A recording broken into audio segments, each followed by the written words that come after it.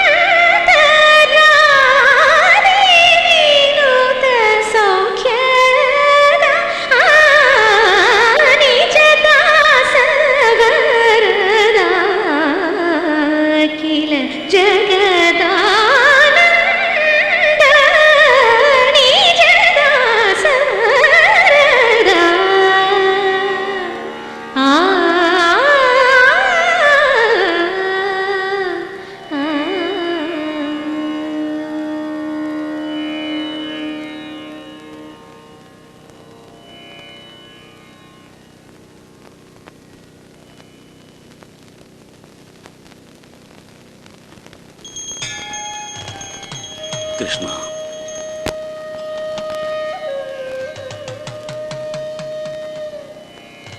പേരക്കുട്ടിയുടെ കല്യാണം അല്ലേ?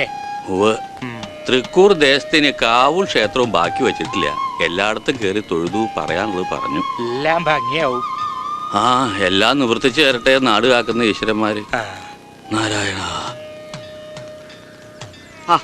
എന്നാലും ഇങ്ങനെ ഇടിപിടിയുന്നൊരു കല്യാണം, അത് ദേവകമ്മയുടെ ദുർവാശയത്തിന് കൂടിയിട്ടോ. ചെറക്കലെ ശ്രീഹരിക്ക് എന്താ ഇപ്പോൾ ഒരു കുറവ്? നാട്ടുകാർക്കെല്ലാം അറിയുകയും ചെയ്യാം അവർ തമ്മിൽ ഇഷ്ടമാണെന്ന്. സ്വന്തം മകള് നല്ല നിലയിൽ കഴിയണേല് പെറ്റതളയ്ക്ക് അസൂയോ? അല്ല, എന്താ അപ്പം അതിൻ്റെ ഒരു കാരണം? അറിയില്ലടോ, ഇതിനുള്ള ഉത്തരം എൻ്റെ ഇല്ല. പഴയ ഓട്ടുപാത്രത്തിന്റെ വില പോലും ഇല്ലാതെ വീടിന്റെ മൂലയ്ക്ക് കിടക്കുന്ന ഒരു വസ്തു, അതാ ഞാൻ. കൊടുത്താന്നുള്ള ഉപ്പ് തിരികെ കിട്ടാത്ത വേറൊരു ഓട്ടമുക്കാല്.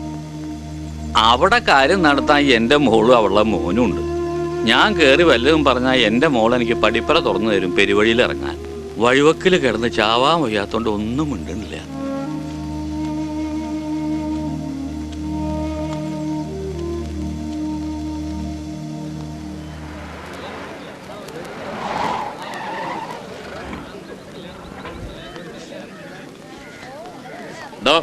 ബാലേന്ദ്രനോടെ മോളിലുണ്ട്.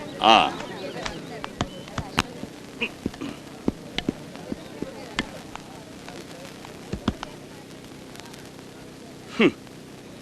മണവാളനെ ഒരുക്കുന്ന തോഴന്മാര്.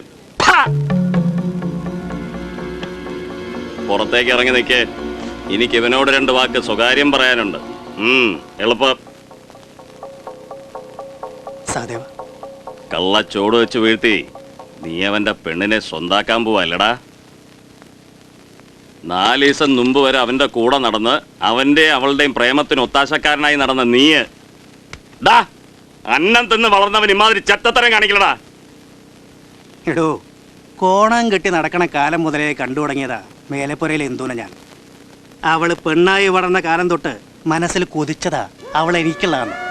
മോഹിച്ചിട്ടുണ്ടാവും അവനടക്കം പലരും തൃക്കൂര് നാട്ടിലും. അതൊന്നും എനിക്കറിയേണ്ട കാര്യമില്ല. ഇനി അല്പം നേരം മതി താലി കെട്ടി അവളെ ഞാൻ ഈ വീടിന്റെ പടികേറ്റി കൊണ്ടുവരാൻ. ഇല്ലടാ, നിനക്ക് അവളുടെ ശരീരം മാത്രമേ സ്വന്താക്കാൻ കഴിയൂ. മനസ്സിലവളൊന്നും അറിയാവടോ. മനസ്സിലവള് കൊണ്ടടക്കും കുറച്ചു കാലം. പക്ഷേ എൻ്റെ കയ്യിൽ കിട്ടണ ശരീരത്തിൽ ഞാൻ 1 or 2 കുട്ടികളെ ഉണ്ടാക്കി കൊടുത്ത പിന്നെ മാറിക്കോളും മനസ്സിൻ്റെ മോഹവും നൊമ്പലവും. ചെറുതുരുത്തി പാലത്തിൻ്റെ അപ്പുറത്ത് ലോകം കണ്ടിട്ടില്ലാത്തവളെ മരിക്കേണ്ട ചട്ടം ബാലേന്ദ്രനറിയാം.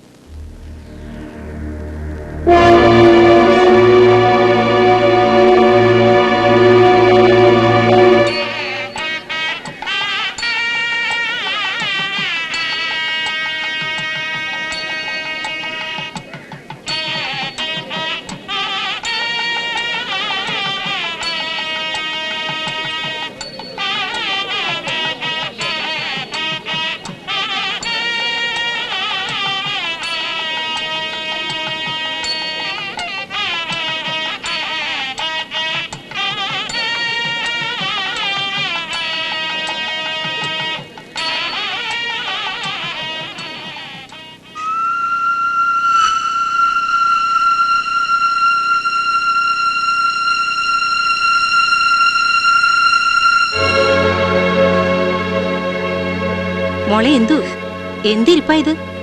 എഴുന്നേൽക്ക്, നേരം പോണൂട്ടോ. നമുക്ക് ഈ വേഷമൊക്കെ ഒന്ന് മാറണ്ടേ? ഇതാ 9 മണിക്കെങ്കിലും അമ്പലത്തിലെത്തണം. എന്താ ഒക്കെ ശാന്തിച്ച് മാറി അങ്ങോട്ട്. നിന്റെ ആരടി ചത്തത്? മൂലിക്കൂത്തിരി നിന്നെ മോന്ത കാട്ടാൻ. നീ വേഷം കിട്ടും മതിയായിക്കോ. പുളിവാറുള്ള മയക്കും ഞാൻ ദേഹത്ത്. ചന്ദ്ര, വേണ്ട, കയ്യാങ്കളി ഒന്നും വേണ്ട.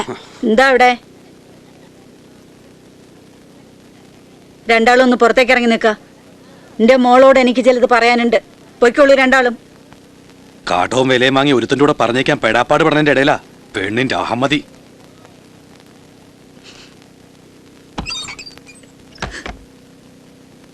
രണ്ട് കുട്ടികളെ ഉണ്ടാക്കി തന്നിട്ട് നിങ്ങളുടെ തന്ത ഏതോ തമിഴച്ചയോട് ചിറ്റം കൂടി നാട് വിട്ടത് കൊല്ലം കുറെ മുമ്പാ. ചോര നീരാക്കി അധ്വാനിച്ചിട്ടാ നിന്നെയും നിന്റെ ഉടപ്പറന്നോനെയും ഞാൻ ഈ നിലയ്ക്ക് വളർത്തിയെടുത്തത്. ഒരാൺതുണയില്ലാണ്ട് അതിന് കഴിഞ്ഞു മേലേപ്പുര ദേവയ്ക്കെന്ന് വെച്ചാ ഈ കല്യാണം നടത്താനും എനിക്കറിയാം. അതല്ല, എന്നെ തോൽപ്പിക്കാനാ എന്റെ മോളുടെ ഒരുക്കമെന്ന് വെച്ചാ ഒരു പാട്ട മണ്ണെണ്ണയും ഒരു തീപ്പെട്ടിക്കോലും മതി എനിക്ക്. ഇതിനകത്ത് കിടന്ന് ദഹിക്കും ഞാൻ. ആ ചാരത്തില് ചവിട്ടിയിട്ടേ നീ പോവൂ ചെറക്കല ശ്രീഹരിയുടെ വേളിയാവാൻ. ചെറക്കല മാളിക, നിന്റെ അച്ഛനെന്ന് പറയണ അസുരനുണ്ടല്ലോ, എന്നെ കണ്ണീര് കുടിപ്പിച്ച മഹാഭാവി, അയാളുടെ തറവാടാത്. അവിടേക്ക് എന്റെ മോളെ കൊടുക്കേണ്ടി വന്ന ദേവകി പിന്നെയും തോറ്റു അവറ്റയുടെ മുമ്പിലെന്നാവും. തോൽപ്പിക്കാൻ നീയല്ല ആര് വിചാരിച്ചാലും കഴിയേയില്ല. ഇന്ദുലേഖ തയ്യാറായിക്കോളൂ, സമയം കളയാനില്ല.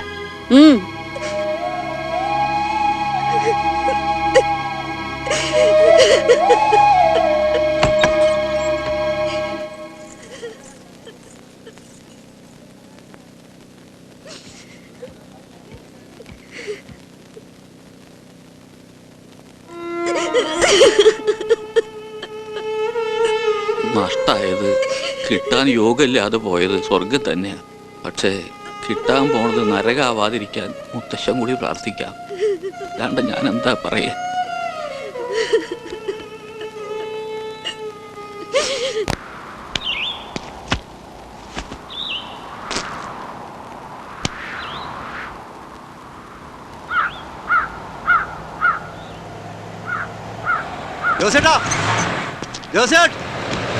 ഞാനാ പീതാംബരൻ. വാഴാലി വഴിക്കാണ് എന്നെ കൂടെ കേട്ട് കേറിക്കോടാ.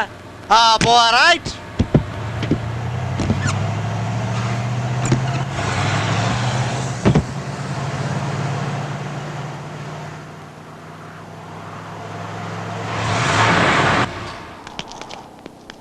അല്ല തുടങ്ങിയോ? അവനെവിടെ? അവനല്ലേടാ ഈ കിടക്കുന്നേ. സ്വാമി ശരണയ്യപ്പ. നമസ്കാരം മുതലാളി. മുതലാളി നമസ്കാരം. പീതാംബരനാണ്. ആയിക്കോട്ടെ. ഓ ഇടോ ആയിക്കോട്ടെ എന്ന് ഒരു പ്രാവശ്യം പറഞ്ഞാൽ മനസ്സിലാവില്ലേ? നീ ഇതെന്ത് കാണാൻ വന്നതാ ഇവിടെ? നോക്കടാ, ഇടം നോക്കടാ, വരുന്നത് കണ്ടോ? ചെറക്കൽ ശ്രീഹരിയുടെ പെണ്ണായിരുന്നവൾ.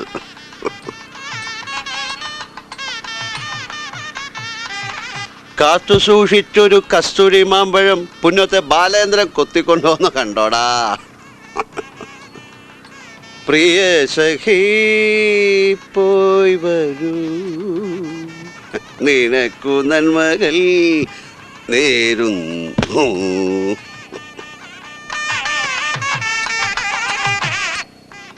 തവളക്കണ്ണി എന്ന ഇരട്ടപ്പേരാര് വിളിച്ചാലും കുഞ്ഞനം കുത്തി അറിയാവുന്ന തെറി വിളിക്കുന്നവൾ. ഒരിക്കൽ ഞാനും ആ പേര് വിളിച്ചപ്പോൾ അവൾ തെറി വിളിച്ചില്ല, പകരം കണ്ണു നിറച്ചു. ആ അവൾ ആദ്യമായി മുഴുപ്പാവാട ഉടുത്ത നാൾ ഓടിക്കിതച്ച് എന്റെ മുന്നിൽ വന്നു നിന്ന് എനിക്ക് ചേർച്ചയുണ്ടോ എന്ന് ചോദിച്ചവൾ. ഞാൻ പരീക്ഷകളിൽ ജയിക്കുമ്പോൾ കാണുന്ന കൽവിളക്കിലെല്ലാം തിരിതെളിയിച്ചവൾ.